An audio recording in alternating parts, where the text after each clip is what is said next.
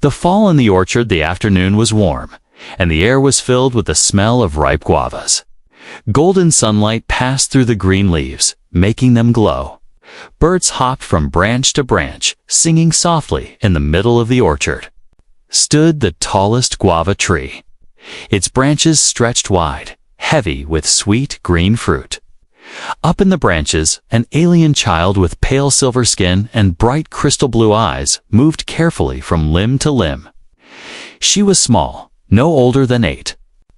In human years, with thin arms and a body that seemed to light for the world. Her hair shimmered like liquid metal in the sunlight, and the tips of her pointed ears twitched at every sound. She reached for a guava high above her head. It was big, perfectly round, and hanging just out of reach. She stretched her fingers. Standing on her toes on the thick branch, the branch groaned under her weight. The child froze, her ears twitching again. She glanced down at the ground. It looked far away, too far for her to jump. Still, her eyes went back to the guava. She wanted it. She needed it. Her small fingers stretched again, just brushing the smooth skin of the fruit. Crack! Sound tore through the quiet orchard like thunder. The branch beneath her snapped. She gasped, then fell. Her small body twisted in the air as she tried to grab another branch, but her fingers slipped. The world blurred around her. The green leaves and golden sunlight became a rush of color. Then thawed. She hit the ground hard.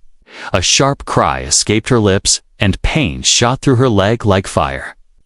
She clutched it, her tiny fingers trembling, her breath coming in short gasps. Tears filled her silver blue eyes. For a moment, she lay there, the sound of her sobs mixing with the rustle of leaves in the wind. Then she called out in a weak voice, first in her own alien tongue, then again, softer, almost like a whisper, "Mama?" No answer came. She tried to sit up, but the pain in her leg was too much. Her whole body shook, and more tears rolled down her cheeks. The guava tree loomed above her, as if watching her from the sky. Somewhere in the distance, a deep sound came up. Low growl. The child's ears twitched sharply. She turned her head toward the tall grass at the edge of the orchard. The growl came again, closer this time. Her breathing quickened. She knew that sound. The wild creatures of this land were dangerous. Some hunted in daylight. And she was hurt, alone and unable to run. She pressed herself against the ground, trying to make herself smaller, her eyes darting in every direction. But the grass moved, and the growl grew louder. Then dashed footsteps, not the soft steps of an animal, but the heavy, steady sound of boots on dry earth. From between the guava trees, a man appeared. He was tall, broad-shouldered, with sun-browned skin and a rough, weathered face. His dark hair was messy, his clothes patched and dusty from work. In his right hand, he carried a small basket of fruit. When his eyes fell on the child, he stopped. For a long moment, they just stared at each other. His eyes took in her strange silver skin, her pointed ears, and the unnatural shine of her hair. She was unlike anything he had ever seen. The girl's breath caught. She had never seen a human before, only heard stories. Her people said humans could be dangerous. She tried to push herself back, but the pain in her leg made her cry out again. The man's gaze dropped to her injury. The way her leg bent was wrong. It was either badly twisted or broken. He frowned, his brow furrowed with concern. Slowly, he set the basket on the ground and raised his empty hands to show he meant no harm. "It's okay," he said softly. His voice calm, almost like he was speaking to a frightened animal. "I'm not going to hurt you." She shook her head quickly, tears still wet on her cheeks, but her trembling told him she couldn't move, not without help. A sudden rustle in the grass behind him made him glance over his shoulder. The growl came again, low and dangerous. Something was moving closer. His eyes darted back to the child. She looked even more frightened now. her small hands gripping the dirt. He knew he didn't have much time. He took one careful step toward her. She flinched, but didn't try to crawl away this time. Another step, then he was kneeling beside her, his shadow falling over her small, fragile body. Her silver blue eyes looked up into his, searching for something, trust, maybe, or hope. He reached out slowly, his rough, calloused hand hovering over hers. She hesitated for a heartbeat, then let him touch her fingers. Her skin was cold, trembling, and for the first time since she had fallen, her sobs slowed. The first touch, the man stayed still. For a moment, his hand resting lightly on her cold fingers. He didn't want to scare her. Her wide, silver blue eyes were still wet with tears. And every few seconds, her ears twitched nervously, listening for the growl in the distance. "It's okay," he said again, his voice low and steady. "You're safe now." She didn't understand his words, but the tone was soft, not like the sharp voices she had heard from others before. Her breath slowed just a little, but her body stayed tense. Gently, he looked at her leg. The skin had an odd shimmer to it, but the swelling was easy to see. He could tell the bone wasn't in the right place. If she stayed here, she wouldn't survive the night, especially with predators nearby. He knew he had to move her, but when he slid his arms under her, she gasped and shook her head, clutching the dirt like she was holding on for her life. "I won't hurt you," he said again, keeping his voice calm. She didn't know the meaning, but something in his eyes, dark brown, warm, made her stop fighting. She let him lift her. The moment he did, her small hands grabbed onto his shirt and didn't let go. Her weight was almost nothing in his arms, yet he could feel her trembling against his chest. Her head rested just below his chin, and he could hear her quick, shallow breaths. Behind them, the grass moved again. A shadow flickered between the trees. The man tightened his grip and began walking quickly. His boots crunched over dry soil, his eyes scanning the orchard for danger. The guava trees passed one by one, their branches swaying gently above. The girl turned her head, looking over his shoulder. She saw the tall grass parting again, and for a brief second, two glowing eyes appeared low to the ground, fixed on them. She pressed herself closer to him, burying her face against his chest. He felt it. Her fear? "It's all right," he whispered, though his own heart beat faster now. He reached the edge of the orchard and stepped onto a narrow dirt path. The sun was beginning to lower in the sky, and the light turned golden. They still had some distance to go before reaching his home. The girl shifted slightly in his arms. She looked up at him for the first time without flinching. Her voice was small, weak, and full of uncertainty as she spoke in her own language. The words meant nothing to him, but the tone. He understood. She was asking something. He shook his head gently. "I don't know what you're saying, little one, but I'll get you somewhere safe."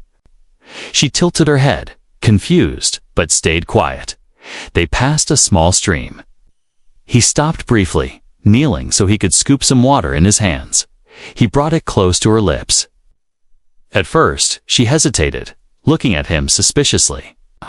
Her thirst won over her fear, and she took a small sip, then another.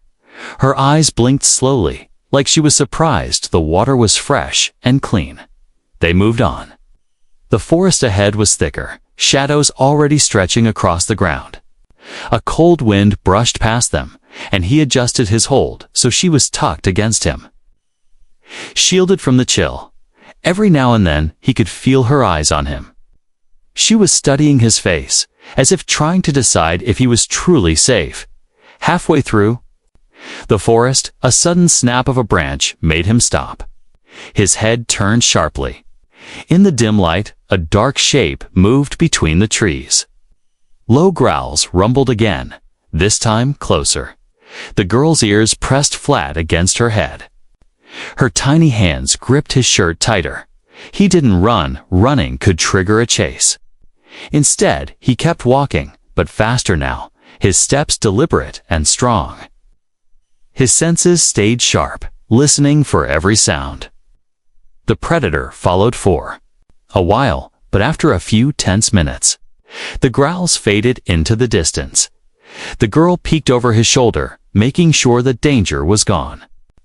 When she saw nothing, she let out a small breath she didn't realize she was holding. By the time they reached the clearing where his small wooden cabin stood, the sky had turned orange and purple. Smoke from the chimney rose gently into the evening air. He pushed the door open with his shoulder and stepped inside. The warm glow from the fireplace lit the room, casting shadows on the wooden walls. He set her down gently on a bed near the fire. She winced when her leg touched the soft blanket, but didn't pull away. He knelt beside her again. "Let me see," he said softly, pointing to her leg. She hesitated, then slowly moved her hands away.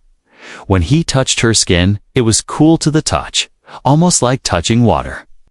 Her eyes locked onto his, searching again for a reason to trust him, and for the first time, she didn't look away. That was the first touch that truly reached her, not just his hand on her skin, but the quiet promise in his eyes. The journey home, the fire crackled softly, filling the small cabin with warmth. The man sat on a wooden stool beside the bed, looking at the strange child resting under a blanket. She still held her injured leg close, her eyes half closed, but not asleep. He knew she was watching him, even when she pretended not to. Outside, the last colors of sunset faded into deep blue. Night was coming fast, and with it came the cold and the creatures that hunted in the dark. He leaned forward, speaking gently. "We can't stay here long. I need to take you somewhere safer." Of course, she didn't understand the words. When he made a gesture pointing to the door and then back to her, her ears twitched and her eyes widened. She didn't want to go outside, not at night. He sighed. "I know, but if we stay here, it won't be good." Her leg was swollen, and she needed help he couldn't give alone. There was a small human settlement a few miles away.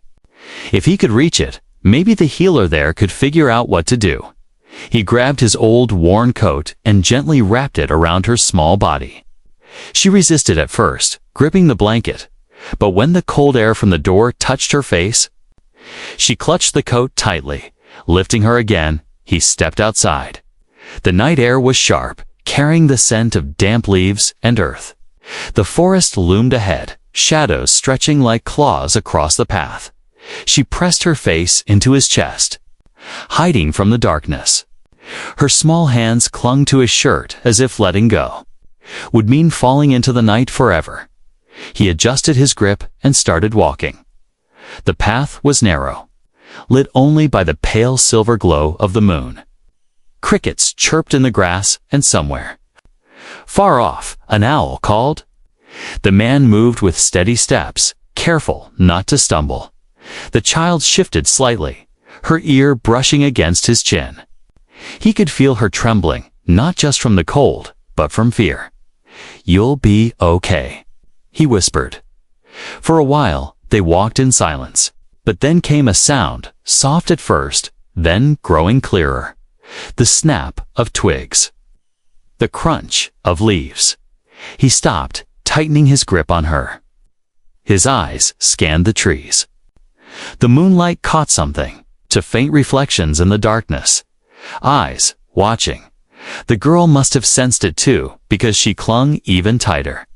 Her breathing, quick and shallow. The man slowly turned, moving toward a side trail that led away from the glowing eyes.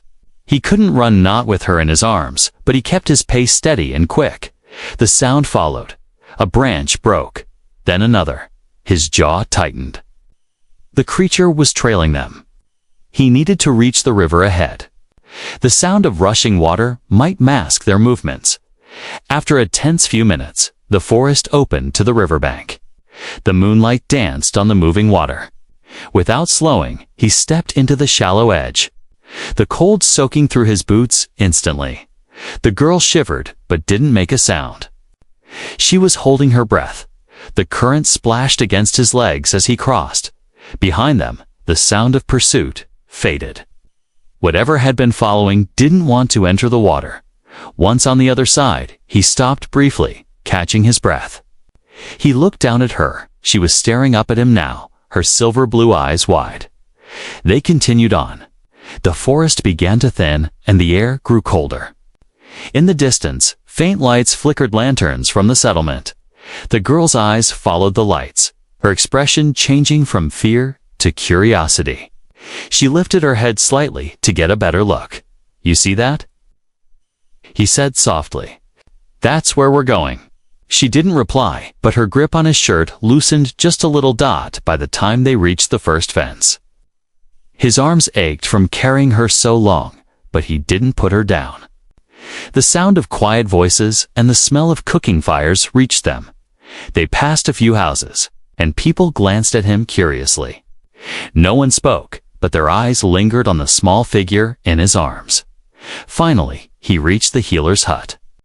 A warm glow spilled from the open doorway, and the smell of herbs drifted into the cold night. Inside, an older woman with kind eyes looked up from her work. Her gaze shifted from him to the child, and she froze for a moment, her surprise clear. "What in the world?" she whispered. "She's hurt," he said quickly. "Her leg?" The woman nodded, motioning for him to set the child on a cot.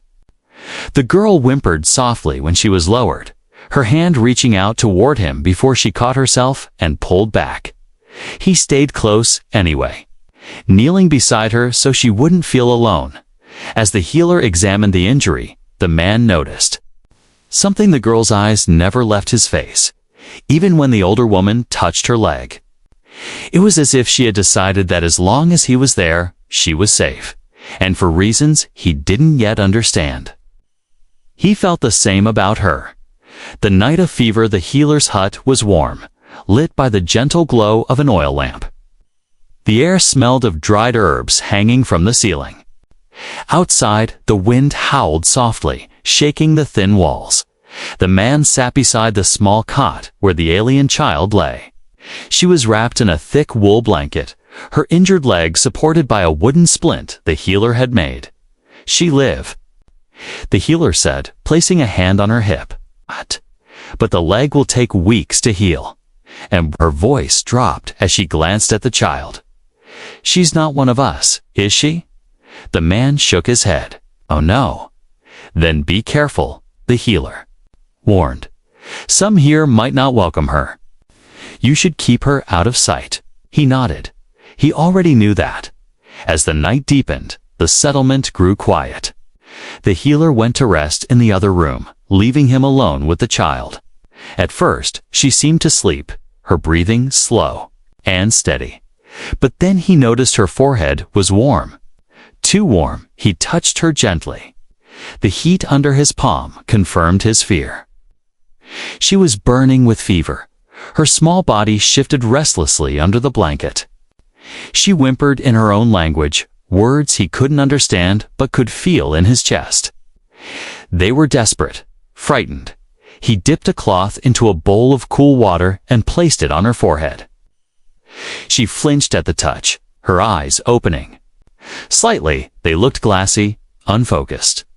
"It's all right," he murmured. "I'm here." She blinked slowly, like she was trying to remember where she was. Then her hand moved from under the blanket, trembling as it reached for him. Without thinking, he took it in his own. Her skin was cool despite the fever, almost like touching smooth stone. She gripped his hand weakly, holding on as if afraid he might disappear. Minutes passed. The fire crackled softly, and the shadows danced on the walls. He stayed by her side, changing the cloth when it grew warm. At one point, she stirred again, whispering something in her alien tongue. Her voice was fragile, almost breaking. The only word he thought he recognized was "Mama." His chest tightened. Whoever her mother was, she clearly wasn't here. And the way she called for her, it wasn't just a dream. It was longing, Outside, the wind grew stronger, rattling the door. The man rose to check the latch, making sure it was secure. When he turned back, he saw her eyes searching for him, panic flashing across her face. He moved quickly back to the cat, kneeling so she could see him clearly. "I'm still here," he said softly. Her breathing eased. She closed her eyes again, but didn't let go of his hand. Hours passed like that, him sitting on the stool, her holding on to him even in sleep. He didn't dare move too far, afraid she might wake and find herself alone. Around midnight, the fever worsened. Her small body trembled and sweat beaded on her forehead. He wiped it away gently, whispering reassurances she couldn't understand but seemed to feel. The healer returned, checking the child's pulse. "It's high," she muttered. "But she's strong. She might pull through by morning." Might. That word stayed with him. He stayed awake, fighting off the heaviness in his eyes. At some point, the girl began to mumble again, her words broken by shallow breaths. He didn't know the language, but he recognized the emotion, fear, loss, loneliness. Without thinking, he began to hum. It was a tune his mother used to sing when he was young, a soft, slow melody that felt like safety. The sound seemed to reach her. Her restless movements slowed, her breathing becoming steadier.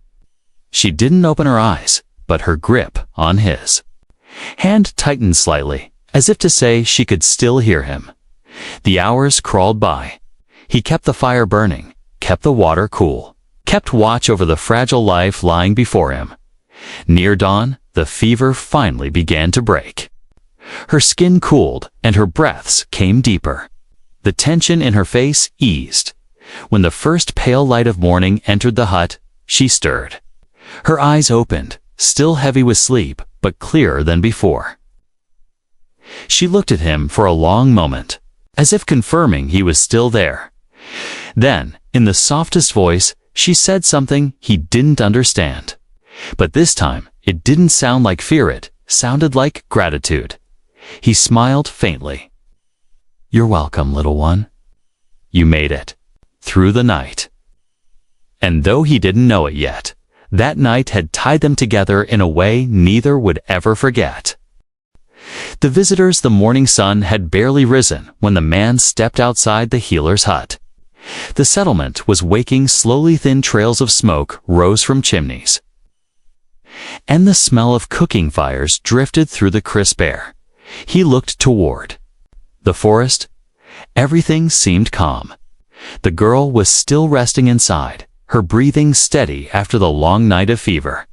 He felt a weight lift from his chest, knowing she had survived. But the peace didn't last long. A strange hum broke the quiet, low at first, then growing louder. It wasn't the sound of wind or birds, it was mechanical, smooth, and steady, like something moving through the air. The man's brow furrowed.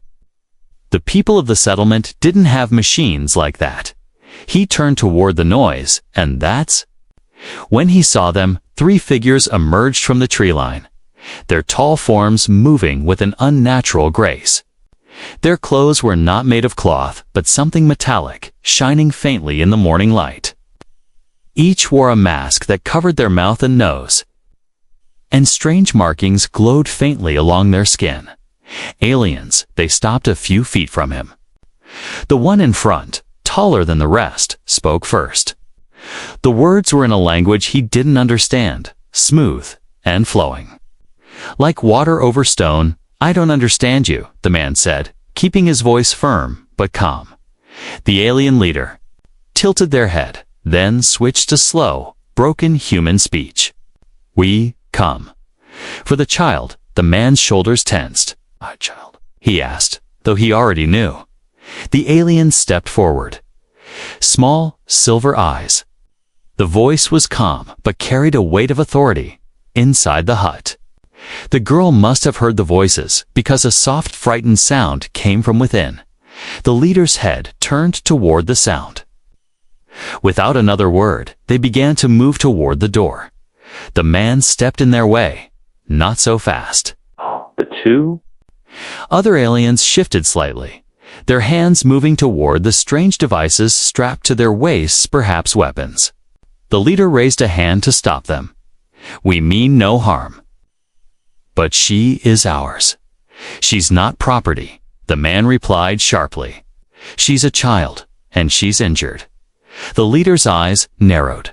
"She's not safe. With you, maybe?"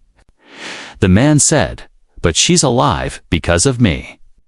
For a moment, they stared at each other, the cold morning air between them heavy with unspoken tension. Then, from inside the hut, the sound of quick movement came, followed by the creak of the wooden floor.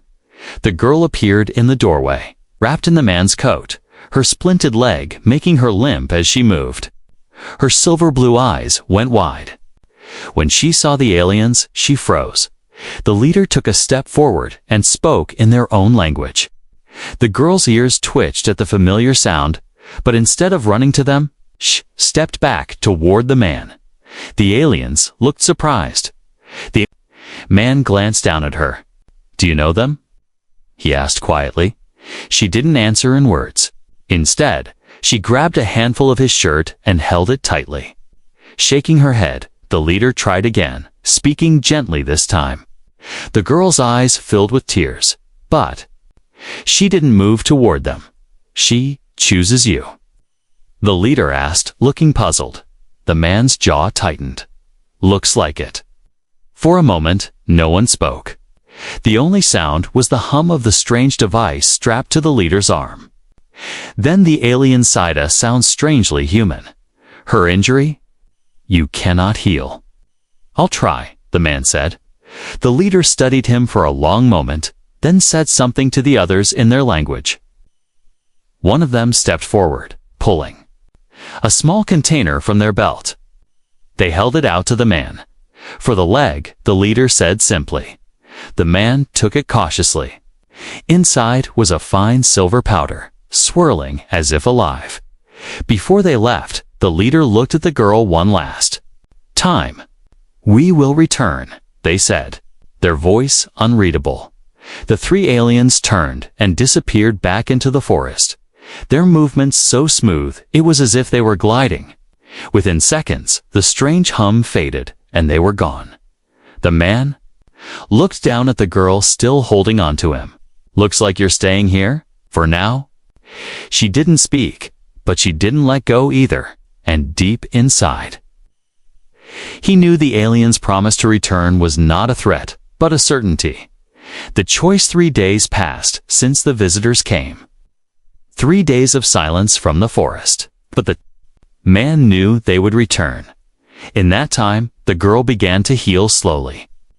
The healer's herbs helped, and the silver powder the aliens had left worked like magic. The swelling in her leg went down, and she could stand for short moments without pain.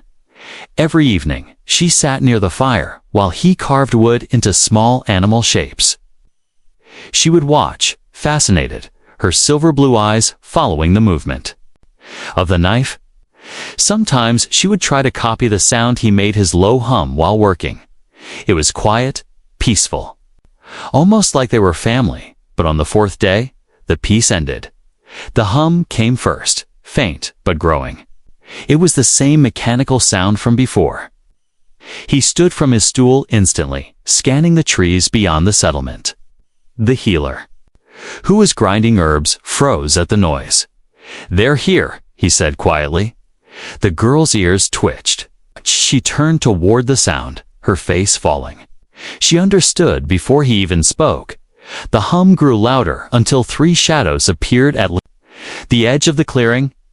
The same 3 aliens from before stepped forward, their metallic suits glinting in the sunlight.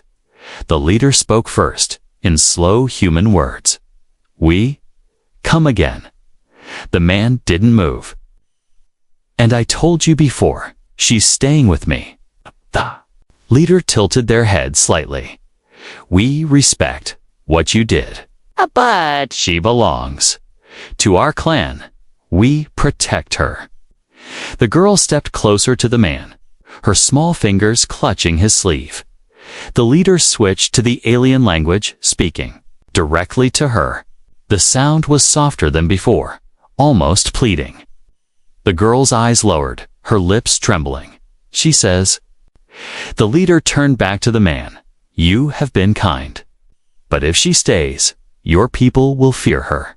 Some may harm her. The man glanced at the settlement in the distance. He knew it wasn't a lie. People whispered when they saw her. Some avoided the healer's hut altogether. The leader extended a hand toward the girl. Come with us. You will be safe. You will see your own again. The girl looked between them, the alien who promised safety, and the human who had given her warmth, food, and protection. The man crouched down so his eyes met hers. Little one, he said softly, you don't have to go if you don't. Want to? She stared at him for a long moment. Her hands tightened in his sleeve. The leader took a step forward. If she stays, danger comes. Not from us, but from others. The girl bit her lip, her eyes filling with tears. She limped forward a few steps toward the aliens, then stopped and turned back to the man. Her gaze was full of something unspoken gratitude, fear, love. And then she shook her head at the leader. No, she said, the single word clear and certain. The leader blinked. The other two aliens shifted uneasily. She chooses, the man said firmly, and her choice is to stay. The leader's eyes narrowed. If she stays, we cannot return again. You take all risk. The man nodded. I understand. For a moment, it seemed like the aliens might insist. But then the leader gave a slow, almost human nod. Then, our debt is paid. Protect her well, human. Without another word, they turned and disappeared into the forest, their strange hum fading. With them, the girl stood frozen for a moment, watching the spot where they vanished. Then she limped back to him and wrapped her arms around his waist. He rested a hand gently on her head. Looks like it's just us now. She didn't reply, but her small, steady grip told him everything. And deep inside, he knew that protecting her wasn't just a choice anymore, it was his purpose. The bond that lasted days turned into weeks, and the forest began to change. The leaves grew heavy with the green of summer, the air warm and full of the hum of insects. Life in the settlement moved on, but inside the healer's hut, a quiet new. Life had formed between the man and the alien child. Her leg healed, little by little. Soon she could walk without the splint, though she still limped slightly. Every day she would follow him around, whether he was chopping wood, gathering food, or fixing the fence. Sometimes she carried small things to help him, even if it slowed him down. The villagers grew used to seeing her. A few even smiled when she passed, though some still avoided her. She didn't seem to care as long as she had him nearby. One evening, as the sun began to set, the man sat outside carving another small wooden figure. The girl was crouched beside him, her silver blue eyes locked on the movement of his hands. When he finished, he handed her the tiny carving, a bird with wings spread wide. She held it like it was something rare and precious. Then, carefully, she reached into her pocket and pulled out a small, smooth stone with a faint metallic shine. She pressed it into his hand. He turned it over in his palm. What's this? She didn't have the words, but she pointed to the sky, then to her heart, then to him. He smiled faintly, understanding enough. It was hers, something from her world. And now it was his. That night, as the fire crackled, she sat beside him on the bed instead of her own mat. She leaned against him, the little wooden bird clutched in her hand. The days ahead were not without danger. Sometimes he caught sight of movement in the forest shapes watching from the shadows. But the strange humming sound of the visitors never returned. Whoever those watchers were, they kept their distance. One rainy night, the girl woke crying from a nightmare. He sat up instantly, pulling the blanket around her small, shivering body. She buried her face against his chest, her voice trembling. In her alien tongue. "I've got you," he whispered, holding her until her breathing slowed. The seasons shifted again. The orchard where he had first found her grew heavy with ripe fruit. She would stand at the edge, staring up at the tall guava tree. Her leg was strong enough now, but she never tried to climb it again. Instead, she pointed at the fruit high above, and he would climb for her, tossing the ripe ones down. She would laugh, a sound he realized he hadn't heard from her much before. One late afternoon, while they were gathering wood, she stopped suddenly, her eyes fixed on something in the distance. He followed her gaze and saw a single glint of light between the tree's metal catching the sun. It was gone in an instant. "Inside," he said quietly, guiding her back toward the hut. But nothing happened. No visitors came that night or the next. Still, he kept watch. On the first day of the next winter, the villagers gathered for a small festival. Fires burned in the center of the settlement, and people shared food and stories. The girl stayed close to him, her hand gripping the edge of his coat. When one of the village children offered her a piece of bread, she hesitated, then took it with a shy nod. The man saw the change in her. She was no longer just surviving. She was living. Later that night, as they walked back to the hut under a sky full of stars, she stopped suddenly and looked up at him. "Human," she said in a soft voice. One of the few words she had learned from him. He looked down at her. "Ah!" She pointed to herself, then to him, then made a circle in the air with her hands. It wasn't perfect language, but he understood. "We are together." He knelt down so they were eye level. "Yeah," he said quietly. "We are." From that night on, she began to call him something in her languagey word he couldn't translate, but he knew what it meant every time she said it. It meant safety. It meant home. It meant my human, and even years later, when she grew taller, faster, and stronger, when she could run without limping, she still kept the little wooden bird he had carved for her. And he still kept the smooth metallic stone she had given him that first summer, because both knew one thing, no matter where life took them, the bond formed in that orchard on the day she fell would last forever.